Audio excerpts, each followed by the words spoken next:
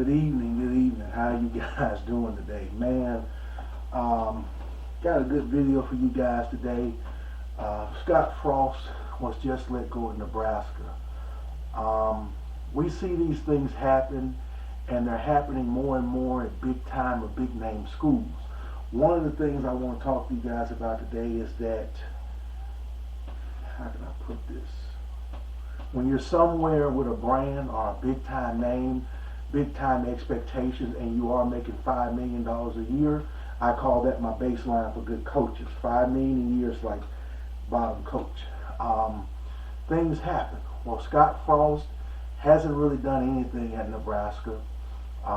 They told him he would be coming back next year, so he changed up his offensive staff, lowered his buyout from $15 million to 7.5 or 7.1 million.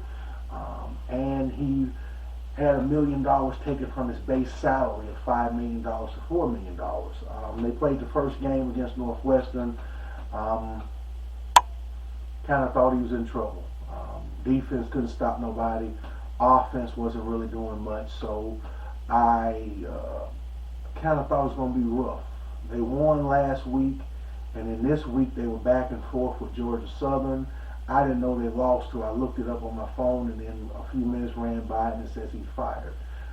When you're at these places, again, Scott Frost at UCF, tremendous coach, undefeated season, paper champions, but you go back to your alma mater, 88,000 seat stadium, high expectations, you're in the Big Ten. You have USC coming, UCLA coming, $80 to $100 million a year for your entire athletic program. You kind of got to do better. This reminds me a lot of Willie Taggart, and I don't want to dig up no bones or throw no stones with this, but Willie came in, wowed everybody, made it seem like he was going to be able to do things. Now, I personally thought Willie would be successful because he was different from Jimbo, and I thought Jimbo was sort of an asshole and kind of just push buttons, a dictator, or try to be like Nick Saban, whatever. And I thought the players kind of needed a little ease off, back off the pressure. But Willie lost the players. I mean, y'all all saw the story, the ESPN report. Trouble with his assistant coaches, changing scheme up, changing fit up, and you kind of get in that situation where he never really secured a command of the program. So you have a situation where people are not spending money with the program. Such disarray, they do not want to invest in the program. People are not buying season tickets. People don't want to come to the games. You can pretty much watch the Clemson game that year when they lost at home. You can pretty much watch the Clemson game that year when the teacher was reading a book. Come to find out it was a professor at school reading a book at the games. The crowd's empty. Yeah, you can kind of sense that this is not what Florida State wanted.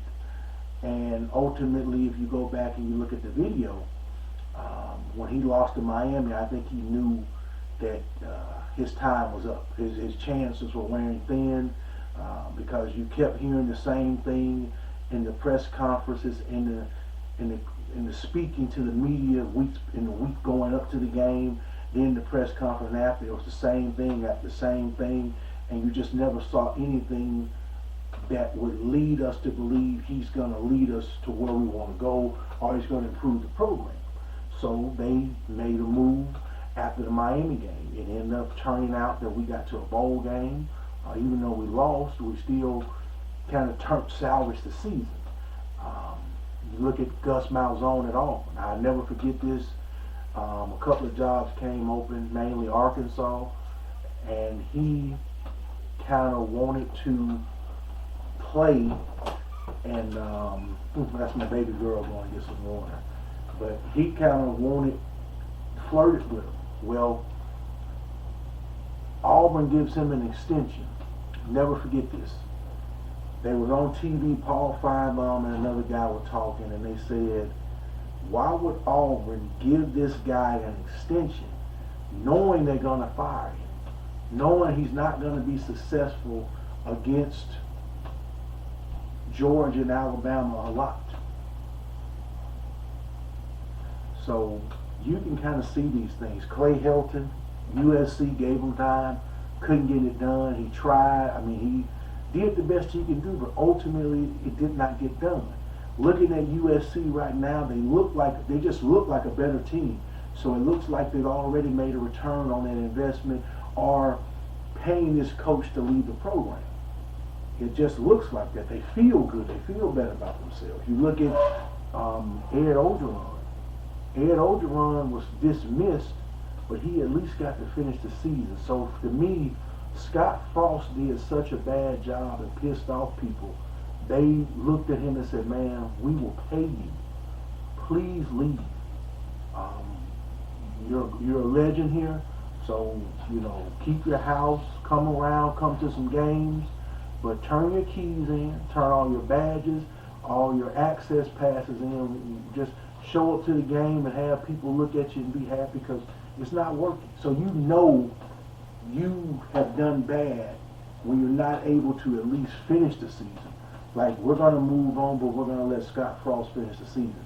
Because at some point, when you talk about, this is Sunday, they lost Saturday, there had to be a conversation of, do you think we can get to 10-2? Do you think we can get 9-4, 8-3?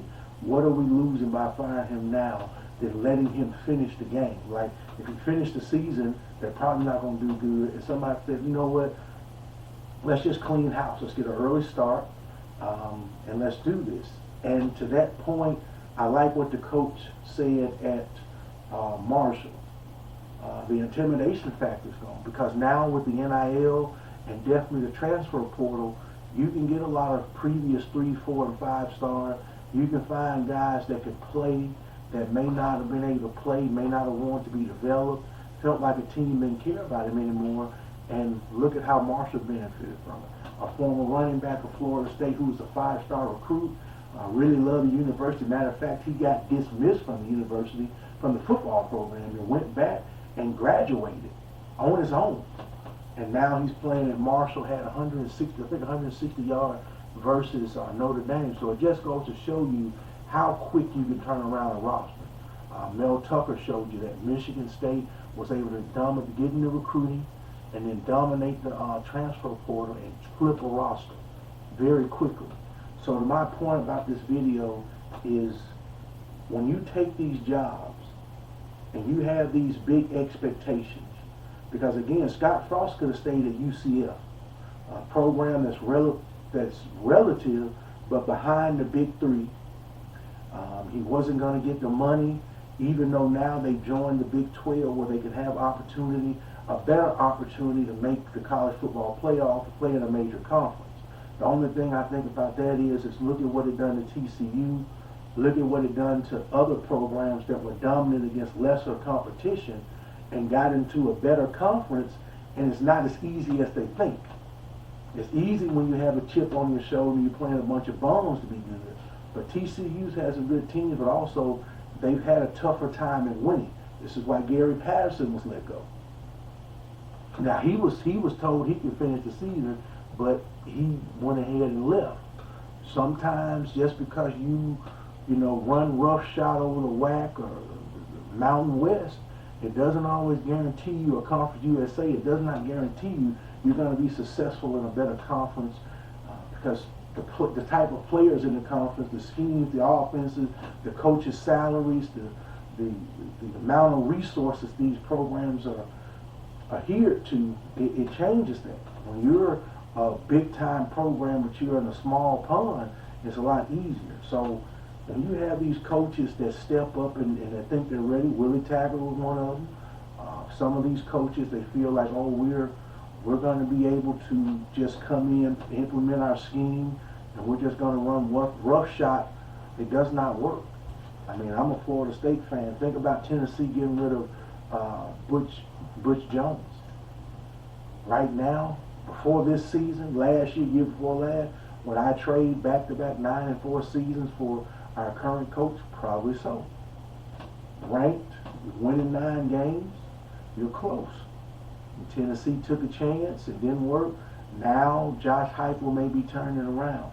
But it's always so funny to me, we get these guys, and obviously I don't worry about the coaches because most of these coaches are going to get buyouts. Now it does damage their reputation, maybe hurt their soul, especially with somebody like Scott Frost who played at Nebraska, who dreamed of this opportunity, and now he didn't get it done. But a lot of I really worry about the assistant coaches, the guys that finally got their big break, maybe the big position they wanted to be position coach, or they're a coordinator, strength and conditioning. This is their chance to showcase their skill sets.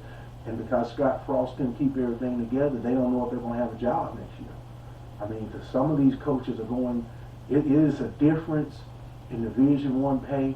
It is a difference in being at a top school as an assistant versus being in the bottom of Division I or the bottom of Division I AA or being in Division II, III, whatever. Your family. So just something to think about, guys, man. But again, I just thought that was kind of crazy. Right after this loss, literally Sunday, the powers to be, the trustees, the ADs, president, everybody, chancellor got together, and you go from, we got to make a move. So when you get to that point, you know this has been building. No matter how bad you want it to go, sometimes you have to break loose from it. I mean, college athletics is a business. These teams pay a lot of money. They expect to get a return. They expect to get bowl money. They expect to be contending for the playoffs, trying to make it to the conference championship. And when you're not doing those things and you're getting $5 million, $4 million a year, it's going to get ugly. So with that, man, y'all have a good, great, wonderful day. And I'll talk to y'all later. And if your coach ain't getting it done, he's probably maybe looking for a job as a pressure. Now, I do want to end the video like this. The Alabama and Texas game is a great example of just because you're Alabama, just because you're favorite, it doesn't always mean you're going to dominate. I'll take a 1-point loss in 12 games out of the year versus a 1-point loss winning big. Again, I want y'all to understand that. If your quarterback throws for 500 yards and you get blew out, it's all for naught. I'll take 250 yards versus the win, 300 yards, maybe 500 against a scrub. Sometimes people get this in the mindset just because you've had so much success, things are promised to you. There's nothing promised to anybody. You have to go out there and take it. And these coaches try to implement and instill these in these players and as fans and people. We get to looking around, we think, oh, Alabama's just going to do. It doesn't happen that way. It's football. Alabama's going to get every team's best shot. Like I say, a lot of teams do not fear them. They're not intimidated by them. They want to beat them. These coaches get paid, and they want their opportunity to beat Nick Saban. So I want y'all to think about that. In the grand scheme of things, the fun, it's really out the window. It's big business. Because if it wasn't big business, Miami wouldn't be paying Mario Cristobal $8 million a year. You got to turn it around. You got to show improvement, and you got to take the next step. Now with this 12-game playoff coming, I want y'all to understand this.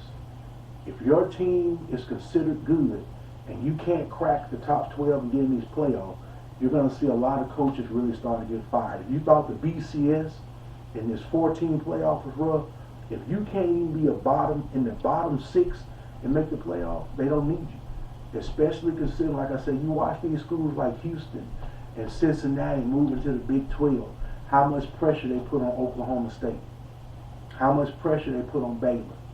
I mean, right now you're talking about Clemson, Miami, the Knowles, Florida State sitting there in the ACC looking at $30-40 million trying to figure out how they can get somewhere to get into that $100 million contract from these TV deals for their athletic department every year. So you look at some of these moves USC made. I don't think conference alignment done. I think the college football playoff expansion helps everybody. But ultimately, if your team is good and they're not getting a crack, then they don't need the coach. They don't need the coach or coaching staff. They're going to do something different. So a lot of pressure is really going to shift now on these teams that are in the middle of the conference, that try to make a move from the bottom half to the middle to be in the top 3 and possibly have a chance. Because after your 6th conference champion, highest ranked conference champion, there's 6 at large spots. We figure the SEC is going to grab at least one or two. So you're talking about a lot of teams that are going to be jockeying for position, resume, your wins, who you lost to, how you played, your history, what have you done for me lately is all going to factor. So I want y'all to think about that going forth. So if your team's been knocking on the door and haven't made it, imagine, because if Florida State can get rid of Bobby Bowden, TCU can get rid of Gary Patterson, imagine how much pressure is going to be on these coaches, players, and these coaching staffs to produce. Because there's 12 teams and you still can't make it. You know, if the Pac-12 is only putting one team in, it's going to be a lot of pressure. So I want y'all to think about that, and y'all have a great day. And I will get with y'all later. Go Noles, and college football is it's been very exciting so far. Y'all have a good day.